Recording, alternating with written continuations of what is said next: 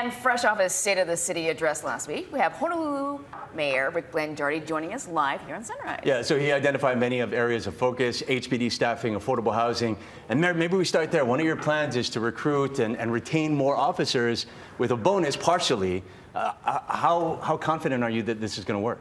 Well, I'm glad you watched the State of the City. Yeah. I appreciate that quick recap. Thank you, Steve. That's good. I'm encouraged. Well, look, $25,000 signing bonus, and it's designed to be a recruiting tool. Yes. You know, as we said in the State of the City, and we all know, not only do we have a deficit, but people making a decision to join the police force today, not just in Hawaii, across the country, it's a very big decision. It's not like it used to be.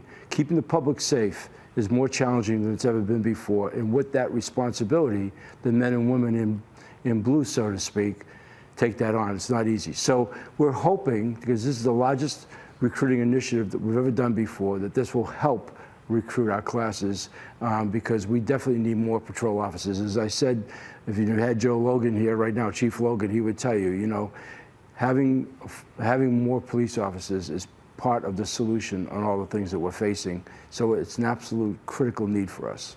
I can tell you, just walking around in town, there are blocks that I will not walk on as a woman in this city, and I did not feel that before. Do you think that in addressing the shortage, that's going to answer some of the crime that we're seeing? It's part. You can't have a police officer everywhere, and I'm sorry to hear that, because I actually get a lot of compliments about the downtown area, especially Chinatown, how much has improved. One of the things we are going to install in Chinatown, we bought them. We've been waiting on supply side issues. We have 7 up, but we bought 52 state-of-the-art cameras. And I think the two of you know me well enough. When I talk to you about state-of-the-art technology, I mean, this is the very best. And what it's really designed to do is to record anything that should possibly happen for apprehension afterwards. You know, it may even be a deterrent as well. But when we have 52 of them, let me give you a case in point. When we came in, the city had 26 cameras. 1990s technology, only one was working. So we know that those cameras are also going to help us. Look, this is an ongoing battle against a population, if you will, of people out there that we're trying to deal with as aggressively as possible. We're not alone in this. It faces, all municipalities face it. I'm proud of what our prosecutor has done with respect to number of arrests, weed and seed, and safe and sound in Waikiki. If you looked at the numbers of having an impact. So we're in the right direction. We're just not there yet. Yeah. Transportation Secretary Pete Buttigieg was here a couple of weeks ago. Yeah. I know he took a tour of the rail. What conversations did you have with him? How receptive was he? He was very receptive. I mean, he was, I think, quite honestly, surprised at the magnitude of it. You know, when you come out to an island, you think things are going to be in sort of miniature form, but this is anything but that, you know. And so I think he was most impressed with the fact that it's the first of its kind in the country. More than anything, we talked about the transit-oriented development of affordable housing that's going to happen as communities evolve, and riding on it as we did. And you can see, especially out, you know, on the other side of the island, on the west side, there's a lot of land, a lot of potential out there. And as I said the other night, we're not into developing properties, we're into building communities.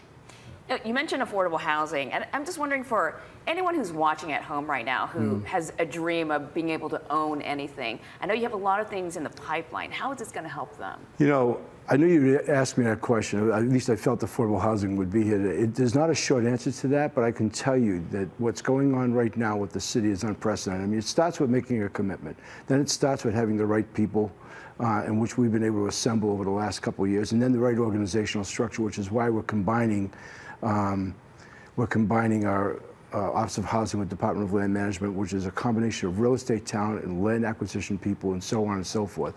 But at the end of the day, it's really about regulatory burdens. And I reported, as you Hero reported, the median price of a condominium on this island is $670,000.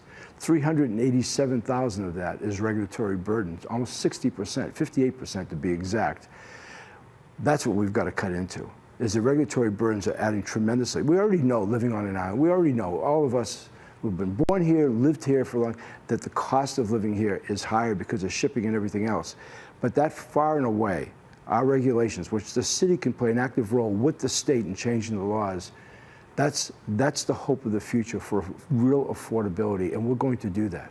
Yeah, there are other issues in specific communities, and I know that's what these town halls are all about. So tell us the mission, why these are so important. Well, look, I labeled the last year as a journey of learning, and we like to go out and listen, and we give the opportunity. Nothing's filtered. It's an open mic. We tell people at the beginning, we're here to answer to the best of our ability, which is why we bring all of the expertise and put them in the room. Any questions you might have and connections that they might have, so we can follow up as well. And I tell people all the time, but we're going to tell you the truth, and you may not like what you're going to hear, but we're going to be honest with you tonight. So for us, it's an opportunity for the entire cabinet, because they all live in a neighborhood somewhere and they work hard in their respective jobs. This is a really great opportunity for everybody to get sensitized across the island on the various issues in the different communities. All right, so there are going to be 11 different town halls. The first one Thursday, 6:30, Kapolei High School. Now, if you want to list, you can go to honolulu.gov/mayor to find that.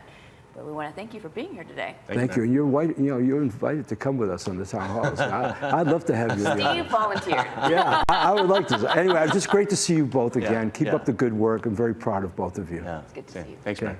Appreciate it. All right, we'll be right back.